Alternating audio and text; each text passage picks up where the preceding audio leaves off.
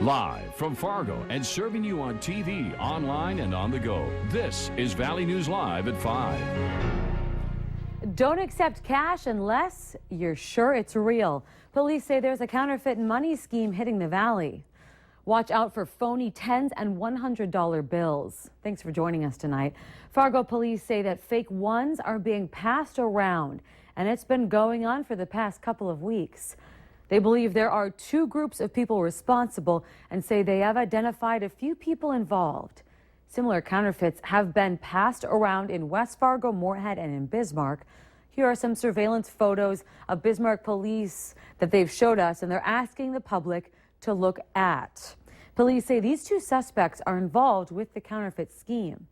Valley News Team's crime and safety reporter Nicole Johnson shows us how the phony money is affecting businesses and could leave you out some money. Police found out there were fake bills being passed around after a Fargo taxi driver noticed a suspicious $100 bill.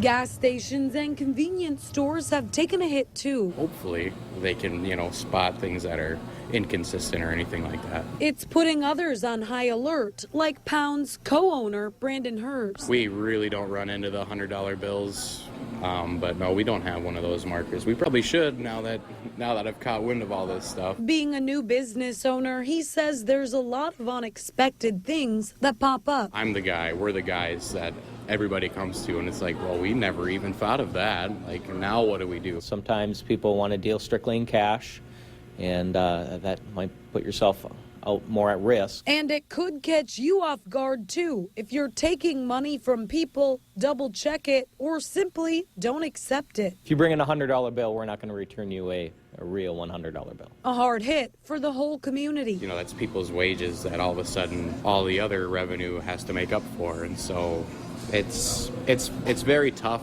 and unfortunate if something like that were to happen. If you think your bills look funny, be careful. They could be phony. Give police a call. Nicole Johnson, Valley News Live. North Dakota Highway Patrol says they arrested two people on drug-related charges on Monday. They also say Fargo police are trying to determine if those people are connected to the counterfeit money scheme. If you have any information, you're asked to call local police. It's one of the hottest gifts for Christmas, and as you might expect, criminals are trying to take advantage. U.S. Customs and Border Protection officers working at the International Falls, Minnesota port of entry recently seized a shipment of counterfeit hoverboards worth about $645,000.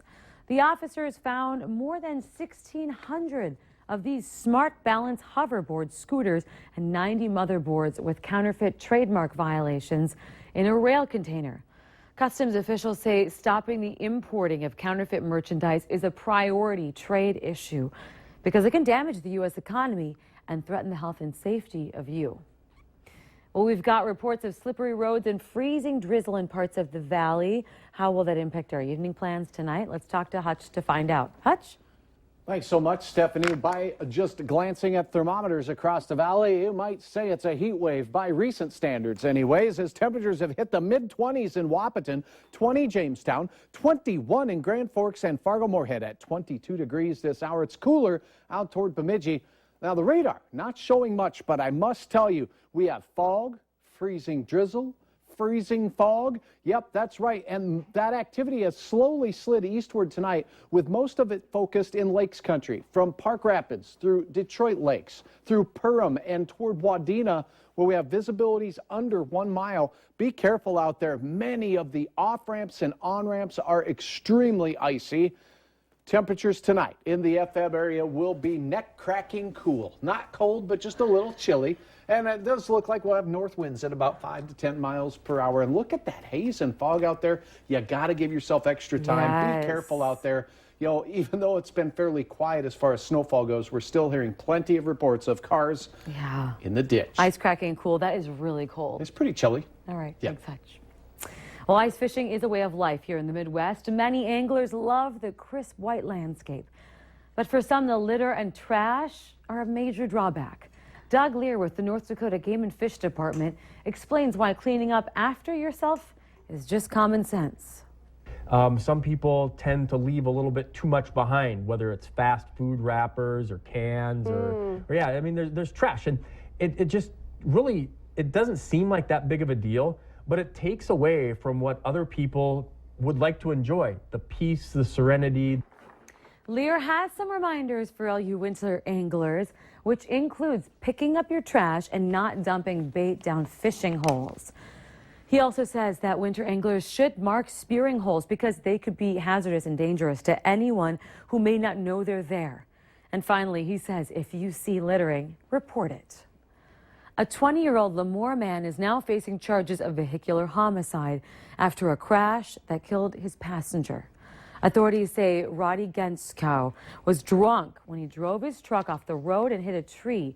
It happened after 3 a.m. last Friday. Joshua Dolan was seriously injured in the crash and later died at the hospital. Neither man was wearing a seatbelt. Genskow is in the Barnes County Jail awaiting his first bond hearing. We all know that this area has really only 2 seasons, winter and construction. The future road construction seasons could be impacted here since there's a shortage in civil engineers. Civil engineers drop the plans and they mark the ground, test the roads, and it's only a 2-year degree. Kevin Gorder with the North Dakota Department of Transportation says those engineers are essential in moving the projects along and making sure the roads last. He explains a lot of people are not aware of career fields like this. As we look at this, that whole 2-year degree, getting folks interested in that, and even the 4-year degree, the engineering degree, there's just a huge demand for engineers coming up as the interstate builders are retiring, and that engineer to come in behind and to fill those needs, you know. The need for civil engineers is not just a local problem, it's also a national problem. A troubling day for the stock market as the Dow was down 540 points this afternoon. Turmoil in China and the crash in crude oil prices remain the main culprits here for the market mayhem. Now, coming up tonight on Valley News Live 10 at 10, Cornelius Hawker breaks down how this will impact you and what the turmoil really means for all your investments. Moorhead Proud 56560. That's the slogan for one group trying to make improvements in that city. The Moorhead Business Association says it's working on a number of changes to the city, including a welcome party for college students this fall, all to get more people to be proud of Moorhead. The group is also starting a restaurant challenge to get people to dine in the area. Representative Ben Lee says his big project is the 20th and 21st Street underpass that would help with rail cars passing through town. The governor did include the project in his bonding bill, the full $42.2 million. So, you know, that's one of my highest priorities going into the 2016 session is making sure we can get funding to finish that project for the city. The Moorhead Business Association says it will continue working on ideas to bring new life to the downtown area. They hope that it will make it a place to be for more college students who will want to stay, work, and live in Moorhead. Speaking of Moorhead, the city is accepting applications for home improvement loan program to finance safety and energy efficiency upgrades, as well as general housing preservation.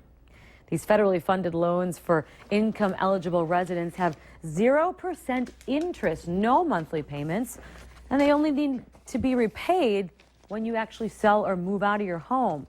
This program is operated on a first-come, first-served basis, and there is currently a waiting list. New applications will likely result in projects in 2017, though it's possible that some new applications may result in 2016 projects. Applicants must live within Moorhead city limits, though.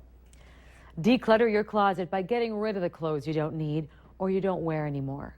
Experts say for both men and women, key staples to own include a great jacket and a good-fitting pair of jeans. Nikki Larson from the West Acres Mall says start by looking in your closet and see what pieces you really need.